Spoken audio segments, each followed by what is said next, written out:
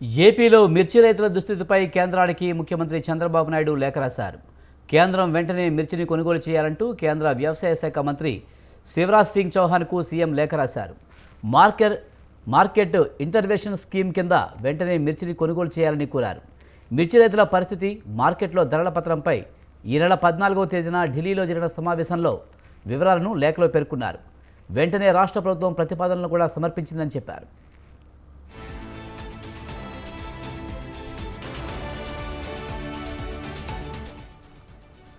రాష్ట్ర ఆర్థిక పరిస్థితిపై దృష్ట్యా మార్కెట్ ఇంటర్వెన్షన్ పథకం కింద మొత్తం వ్యయం కేంద్రమే భరించాలని ఈ సందర్భంగా సీఎం కోరారు.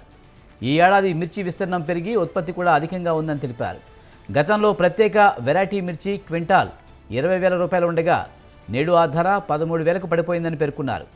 సాధారణ రకం మిర్చి క్వింటాలకు 11,000 రూపాయలకు పడిపోయిందని వివరించారు. పలు దేశాలకు ఎగుమతి తగ్గడం వల్ల ఈ పరిస్థితి నెలకొందని వెల్లడించారు.